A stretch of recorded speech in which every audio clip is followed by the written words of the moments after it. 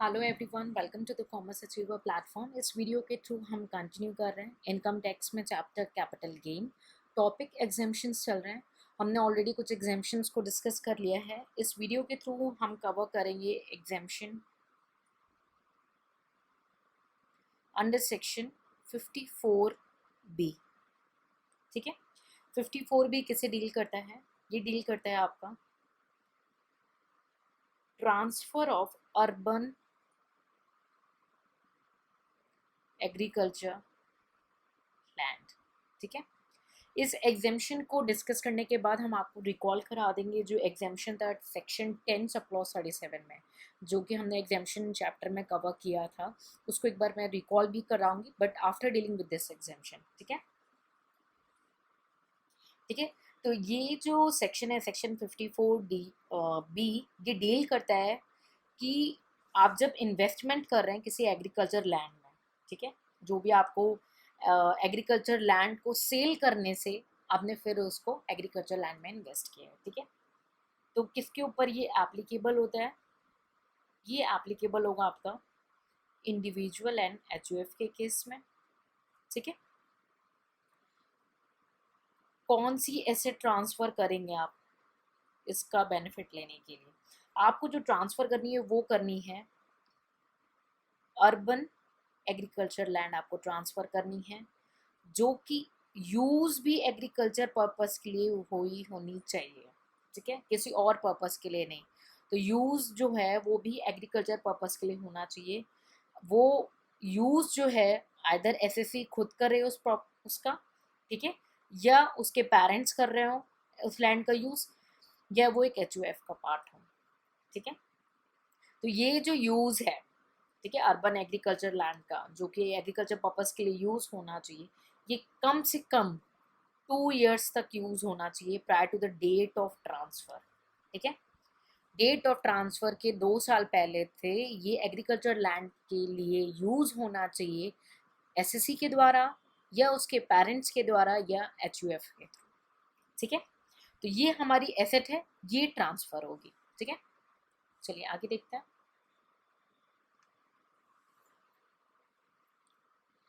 क्या है ये एसेट? शॉर्ट टर्म होनी चाहिए या लॉन्ग टर्म? देखते हैं इसका जो नेचर है यहाँ पे आके चेंज होगा। ये लॉन्ग टर्म भी हो सकती है और शॉर्ट टर्म भी हो सकती है। अभी तक हमने जितना भी कवर किया सब लॉन्ग टर्म था, 54 एंड 54F। ठीक है, लेकिन इस केस में वो एसेट जो है short term and long term दोनों हो सकती है। न्यू एसेट क्या परचेज करनी है इसमें? जो न्यू एसेट एक्वायर करनी है वो भी एग्रीकल्चर लैंड ही करनी है। ठीक है, अब न्यू एसेट जो परचेज होगा उसमें इन्वेस्ट क्या करना है? इन्वेस्ट क्या करेंगे हम? कैपिटल गेन को इन्वेस्ट करेंगे। ठीक है, 54 में भी हम कैपिटल गेन को कर रहे थे, बट 54F में हम सेल कंसिडरेशन को कर रहे थे, नेट सेल कंसिडरेशन को। ठीक है, लेकिन यहाँ पे भी हमें केवल कैपिटल गेन को इन्वेस्ट करना है। एग्जेम्पशन कैसे कैलकुलेट करेंगे? एग्जेम्पशन होगा हमारी लीस्ट या लोअर ऑफ द फॉलोइंग। किसका लोअर? एक, जो आपने अमाउंट इन्वेस्ट की है नए लैंड पे, ठीक है, या आपका कैपिटल गेन, इन दोनों का जो भी लोअर होगा वो आपका एग्जेम्प्ट हो जाएगा। ठीक है, कितने ड्यूरेशन के अंदर अंदर हमें इन्वेस्ट कर लेना है? ठीक है, तो विद इन 2 years में, कब से? डेट ऑफ ट्रांसफर के 2 साल के अंदर अंदर हमें इन्वेस्टमेंट कर लेनी है, नई एग्रीकल्चर लैंड परचेज कर लेनी है। ठीक है, within 2 years from the date of the transfer. ठीक है, अब जो न्यू लैंड आपने परचेज की उसको होल्ड कब तक रखेंगे? न्यू वाले को आप होल्ड कब तक रखेंगे? उसको कम से कम 3 years तक होल्ड रखेंगे from date of the acquisition. जब आपने परचेज किए या डेट ऑफ द परचेज से 3 साल तक आपको उसको होल्ड रखना है, अपने पास रोक के रखना है। ठीक है, अगर आपने नहीं रोक के रखा तो आपने वायलेशन कर दिया, उससे पहले सेल कर दिया, तब क्या होगा? सेल कर दिए तो short term capital gain arise होगा, और सेम कंप्यूट होगा जैसे सेक्शन 54 में हुआ था। कैसे?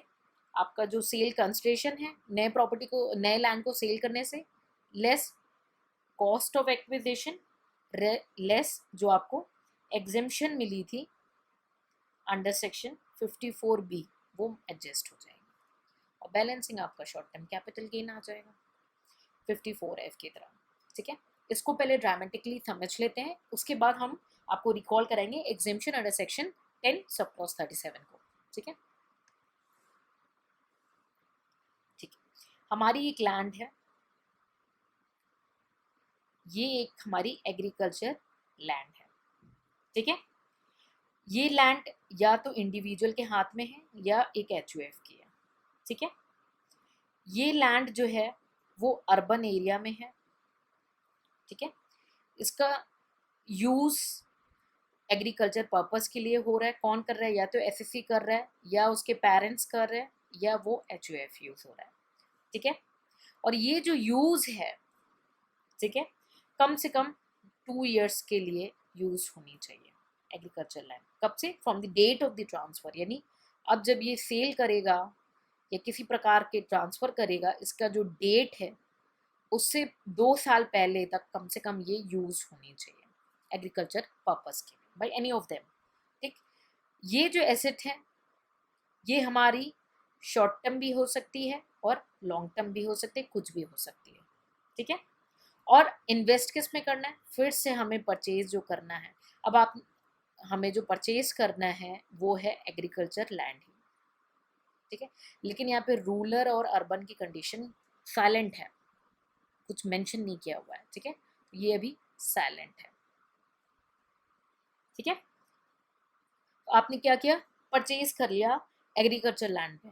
अब आपने परचेज किया है तो इसको 3 years तक आपको अपने हाथ में रखना है, और अगर आपने इसको सेल कर दिया, उससे पहले आपने वॉयलेट कर दिया, 2 साल के अंदर ही सेल कर दिया, 1.5 साल में ही सेल कर दिया, तो आपका शॉर्ट टर्म कैपिटल गेन आ जाएगा। और ये कैसे कंप्यूट होगा? आपका net sale consideration less cost of acquisition less आपका जो एग्जेम्पशन आपने क्लेम किया था। ठीक है, लेस जो आपने एग्जेम्पशन क्लेम किया था। ठीक है, सो आई होप आपको ये क्लियर हो गया। तो हम जब भी कोई चीज़ सेल करते हैं उसके बदले में हमें कुछ रिसीव होता है, और उसको फिर हम री इन्वेस्ट कर रहे हैं, यानी इन्वेस्ट कर रहे हैं। तो ये जो इन्वेस्ट हो रहा है वो ये इन्वेस्ट है। ठीक है, सो आई होप आपको कॉन्सेप्ट क्लियर हो गया पूरा। ठीक है, सेक्शन 54B। तो चलिए एक बार रिकॉल करते हैं सेक्शन 10 सब क्लॉज 37 को।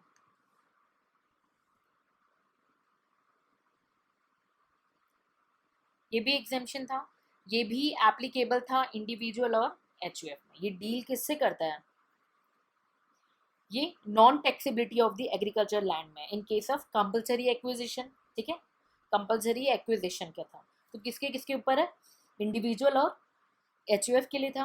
कंडीशंस क्या थी इसकी, इस एग्जाम्पशन को क्लेम करने के लिए? कि एग्रीकल्चर लैंड होना चाहिए आपका। ठीक है, आपकी जो क्लॉसेस थी सेक्शन 242 सब क्लॉज 14 में, उस एरिया में सिचुएटेड होना चाहिए, एग्रीकल्चर लैंड होना चाहिए, पहली कंडीशन। दूसरी, यूज होना चाहिए एग्रीकल्चर पर्पस के लिए, है ना, कम से कम 2 years from the date of the transfer. ठीक है, एग्रीकल्चर कौन? सेम वही इंडिविजुअल, पेरेंट्स और एचयूएफ के द्वारा यूज होनी चाहिए एग्रीकल्चर। और फिर ये तीसरी कंडीशन क्या है? कंपलसरी एक्वायर्ड हो जाती है ये लैंड। ठीक है, कंपलसरी एक्विजिशन हो जाता है बाय गवर्नमेंट में, और कंपलसरी एक्विजिशन के बाद भाई एक्वायर कर लिया तो पैसे तो देंगे ना, कुछ तो रिटर्न में मिलेगा, तो आपको मिलती है कंपेंसेशन। ठीक है, तो date of receipt of compensation लेंगे। ठीक है, तो उस केस में क्या है? एग्जेम्पशन मिल जाएगा आपको सेक्शन 10 सब क्लॉज 37 के अंदर। ठीक है, सो आई होप आपको दोनों क्लॉजेस 1037 रिकॉल हो गया हो, और transfer of agriculture land under section 54B clear हो चुका होगा। ठीक है, so I hope it's all done with this, there is nothing more to explain. आपको अगर पहले के 1-2 एग्जाम्पशन कमांड हो चुके हैं ना, उसके बाद आपको सिर्फ प्रोविजन समझने नहीं है, रटने, क्योंकि सारे कॉन्सेप्ट फिर एक जैसे हैं। ठीक है, so I hope it's all clear with this section 54B. Take care, see you in the next lecture.